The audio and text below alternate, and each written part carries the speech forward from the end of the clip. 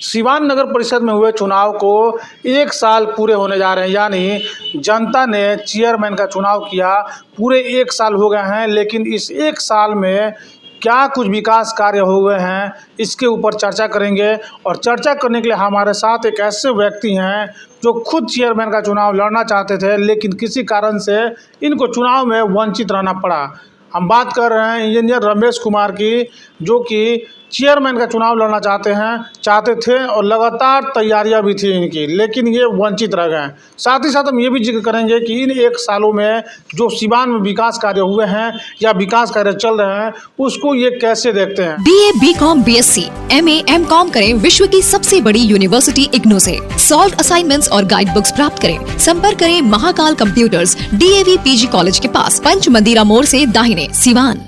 सरदर्द, मिर्गी, नशा, भूलने की बीमारी, अत्यधिक गुस्सा आना, घबराहट एवं नस की समस्याओं से अगर आप भी हैं परेशान तो मिलिए शहर के मशहूर साइकार्टिस्ट डॉक्टर पंकज कुमार गुप्ता से। हमारा पता है डॉक्टर रामाजी चौधरी से 100 कदम पूरब, doctors colony Bahadiya road, Siwan. संपर्क नंबर 85 399 43 151। साथ ही साथ आपको बता दें कि राजद के नगर अध्यक्ष भी हैं, तो इससे हम बातचीत करेंगे। रमेश जी, क्या कुछ कहेंगे?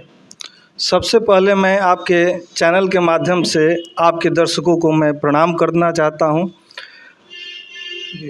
उसके बाद आप जैसे भी नगर परिषद के बारे में पूछ रहे हैं, पहले रमेश जी हम लोग ये बात कर लेते हैं, जैसे आप चुनाव लड़ने के इच्छुक थे, लगातार हम लोग देखे कि प्रचार प्रसार कर रहे थे, आपकी धर्मपत्नी जो हैं चुनाव लड़ना चाहती थी, किस कारण से आपको वंचित रहना पड़ा?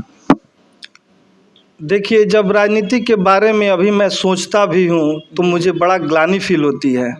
बहुत अंतर नहीं रहा आज़ादी के पहले वाली शासन में और आज़ादी के बाद वाली शासन में।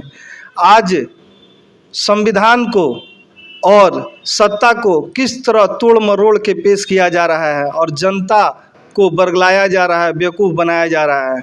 बहुत पहले लोग फूट डालो और राज करो की नीति अपनाकर अपना कार्य किया करते थे, लेकिन आज सत्ता का उपयोग तो करते ही हैं, दुरुपयोग भी करते हैं। लेकिन अभी मैं अपना दुख कैसे व्यक्त करूं, आप सभी देख ही रहे हैं आज की क्या स्थिति है। मतलब अपना वोट बैंक के पॉलिटिक्स के लिए सारे नियम कानून को ताक पे रख दिया जाता है। सुप्रीम कोर्ट ने जो निर्देश दिए थे कि जो डेडिकेटेड कमीशन बनाया गया है वो संवैधानिक नहीं है, उसके बाद भी सुप्रीम कोर्ट का निर्देश था कि 4 महीने के अंदर इसका फैसला आ जाना चाहिए, लेकिन उस सुप्रीम कोर्ट के आदेश की अवहेलना होती है और 1 साल बाद उस अपील को ही खारिज कर दिया जाता है। तो आप सुप्रीम कोर्ट का भी निर्देश का पालन यहाँ पे कोई नहीं कर पा रहा है, तो ये बहुत दुख की बात है। और हम लोग तो जानते ही हैं सिवान नगर परिषद विगत 3 बार EBC था, लेकिन इस बार या तो वो जनरल महिला रहता, नहीं तो SC ST होता, रिजर्वेशन दूसरा होना चाहिए था। लेकिन फिर भी दबाव में, राजनीतिक दबाव में इसको फिर से EBC किया गया और उसी तरह चुनाव कराया गया। आपको वंचित रहना पड़ा। हाँ, इसीलिए सभी यहाँ की जनता और पूरे प्रदेश की जनता जानती है कि ये जो चुनाव कराया गया सरकार के द्वारा वो असंवैधानिक था, गलत था। लोग जानबूझ के, मतलब समझ लीजिए कि चाय में मक्खी पिए हैं। तो ये सब हमारे देश के लिए, हमारे आने वाले देश के बच्चों के लिए, हम सब के लिए बहुत ही गलत बात है। जो हम लोग परिकल्पना किए हैं, जो हमारे पूर्वज परिकल्पना किए हैं हमारा देश का भविष्य के लिए, वो सफल नहीं हो रहा है। और अगर इन नेताओं की हमेशा चली और गलत का अगर हम सब लोग साथ देते रहें तो हम लोग को ही भुगतना पड़ेगा और हम लोग भुगत ही रहे हैं। हमारे आज़ादी की हम लोग कल्पना किए थे, जिसके लिए हमारा संविधान बना था।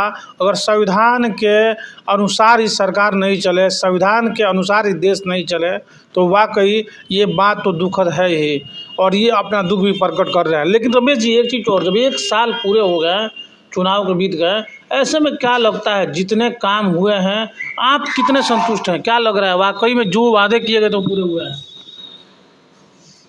देखिए, जितने लोग आए हैं वो काम करने के लिए इच्छुक हैं और काम कर भी रहे हैं। हम उन सब की तारीफ़ करेंगे, क्योंकि मैं अभी जिस वार्ड में जा रहा हूँ ऐसा कोई वार्ड नहीं है जहाँ पे कार्य नहीं हो रहा है।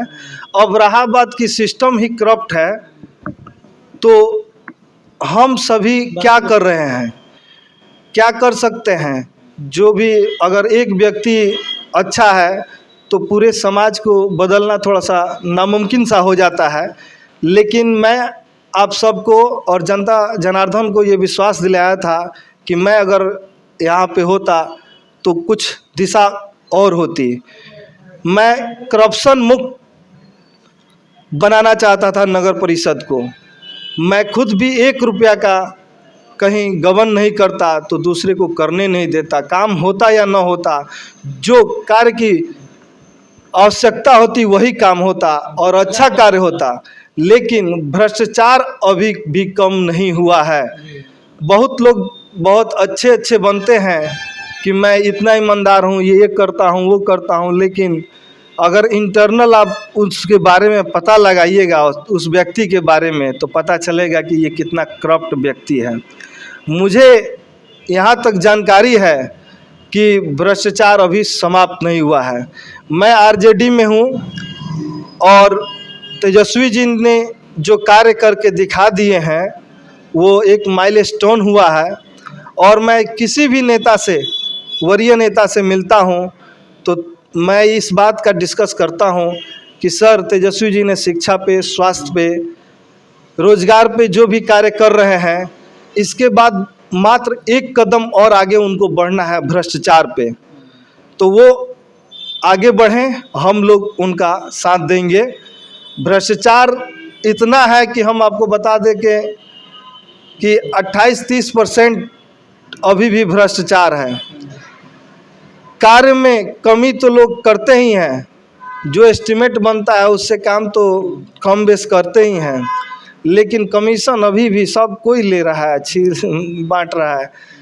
और मीडिया वाले से भी हम कहते हैं कि आप लोग थोड़ा सा भी ईमानदारी दिखाइए। आप हर व्यक्ति जानता है कि कहाँ पे क्या हो रहा है, नहीं हो रहा है, लेकिन खुल के कोई नहीं बोलना चाहता है। और बोले भी कैसे? आप बोल लीजिएगा तो कोई सुनेगा, नहीं सुनेगा। हम ही बोल रहे हैं, कोई सुनेगा, कोई नहीं सुनेगा, कोई इग्नोर कर देगा। लेकिन जिसके पास पावर है उसको तो ध्यान रखना चाहिए कि हम किस तरह इसको मिनिमाइज करें, कम से कम करें।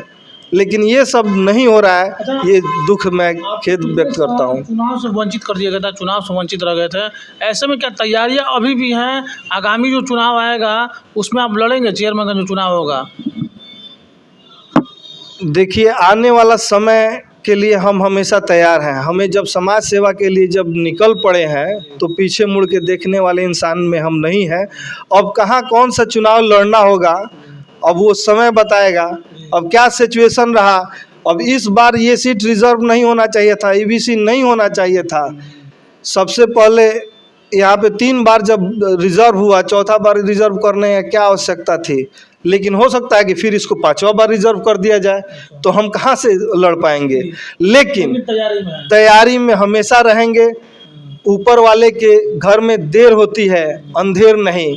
मैं छोटे लोगों से उम्मीद नहीं करता हूँ, मैं ईश्वर पे विश्वास करता हूँ। एक न एक दिन सफलता मुझे मिलेगी अगर मैं कर्तव्य निष्ठा के साथ करता रहूँगा। तो क्या कहेंगे बाकी पार्षदों को लेके, जो नए पार्षद जो भी जीते थे, चुनाव में आए थे, आज 1 साल पूरे होने, उनको क्या कुछ मैसेज देंगे? जैसे आपने कहा कि काम हो रहा है बहुत सारा सिवान में, और हम लोग भी देख रहे हैं जैसे राजेंद्र पार्क बना जिसमें लोग 1000-1500 लोग पहुंच रहे हैं हर दिन, तो एक अच्छा चीज़ है। सिवान के लोगों को एक अच्छी चीज़ मिली पार्क के रूप में। इसके अलावा कई सारे हम सड़कों पर जा रहे हैं, काम हो रहा है, लेकिन आपने कहा कि काम के साथ साथ भ्रष्टाचार भी हो रहे हैं, इसको लेकर आप क्या कहेंगे? देखिए, जो भी काम हो रहा है वो तो हम नहीं इग्नोर कर सकते हैं। जो हो रहा है वो सबको दिख रहा है और गलत बोलना हमारा स्वभाव नहीं है।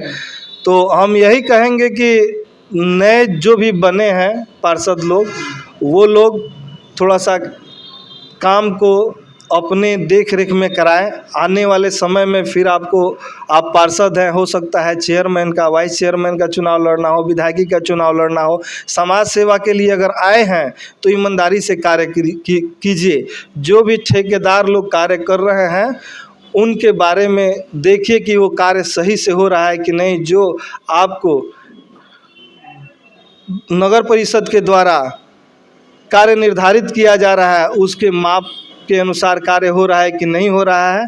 अगर नहीं हो रहा है तो उसका कंप्लेन करके सही से कार्य कराइए, क्योंकि ठेकेदार तो कार्य करके चले जाएंगे, जवाब जनता आपसे मांगेगी।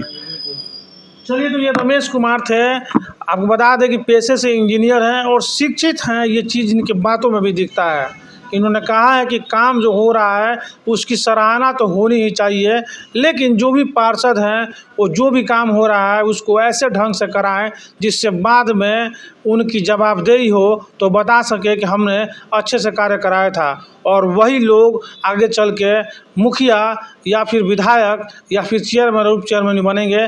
इन्होंने ये बात अच्छी कही। ऐसे तमाम खबरों के लिए देखते रहे न्यूज़ इंडिया तक।